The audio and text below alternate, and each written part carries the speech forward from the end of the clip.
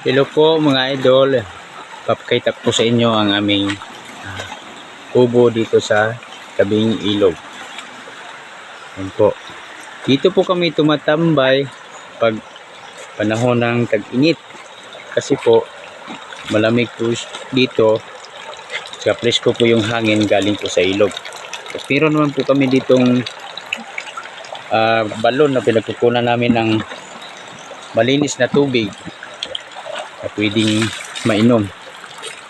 Andun po siya sa taas. Puntahan na natin.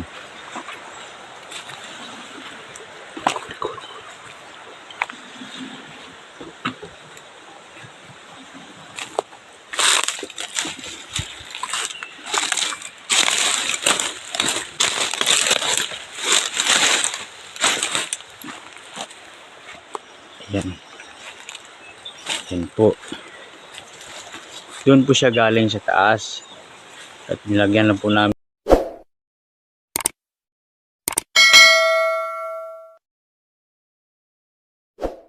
ng piniak na kawayan. At doon po namin pinapadalo yung tubig hanggang sa makarating doon sa aming bakuran.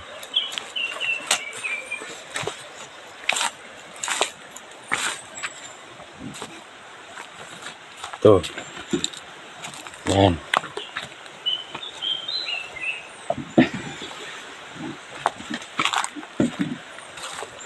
Ito siya. Ayan po yung misis ko naliligo. Yan po yung ilog sa baba. Yun.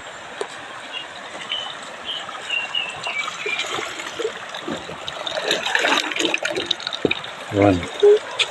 Doon po tayo naliligo pag sobrang init. Dito po sa likod may mga puno po ng kawayan. Ito po yung daan puntang ilog. Yan po. Punta tayo sa ilog.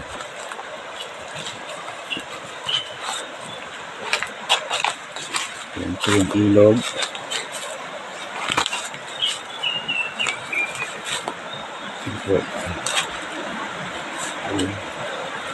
Ito po yung ilog sa amin. Malawak po siya. Ayun sa taas. Kaya dito kami tumatambay pag panahon ng panahon ay sobrang init. Kasi malamig dito. At di ka na gumagamit ng electric fan. Presko po yung hangin galing sa ilog.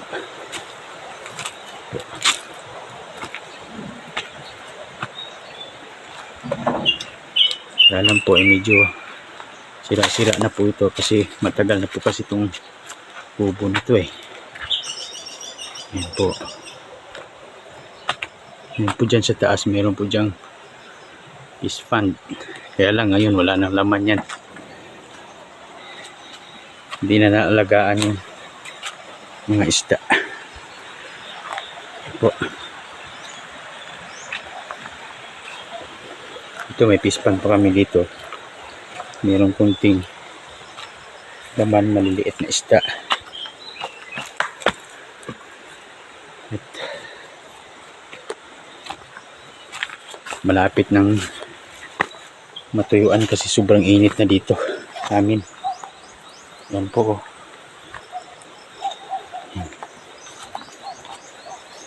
Yung mga isda pa po yan kaso maliliit lang. Sa sunod na linggo bilang ko po yan ng bubod para may makain sila. At ito po yung mga gabihan ni tatay. Hindi na po gaanong na alagaan kasi may trabaho po kasi kami. Ayun po. Yan. Pero pag may time na kami at medyo hindi na po kami kapo sa budget, ito naman yung pagtuunan namin ng pansin. Linisin namin to at taniman namin to ng mga sari-saring gulay kasi sayang napabayaan na kasi to dahil matagal din kami hindi nakabalik dito. 2 taon na.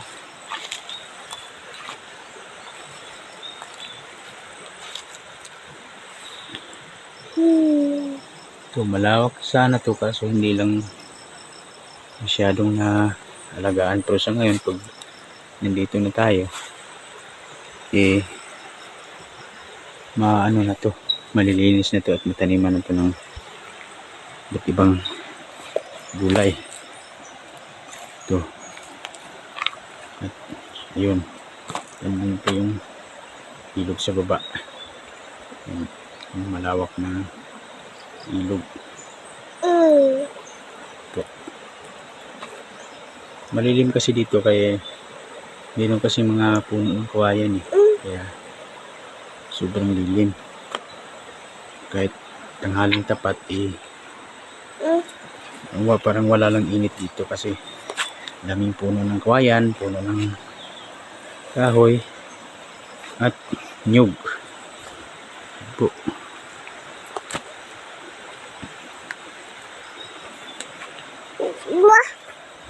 Kaya sana po mag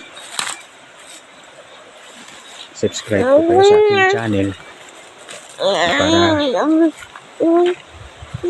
po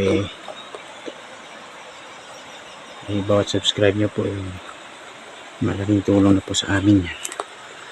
Kasi sa hirap po ng buhay ngayon. Yeah. Ayan po.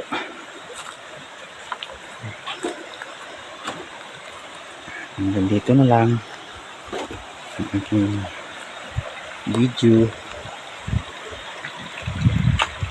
Maraming salamat.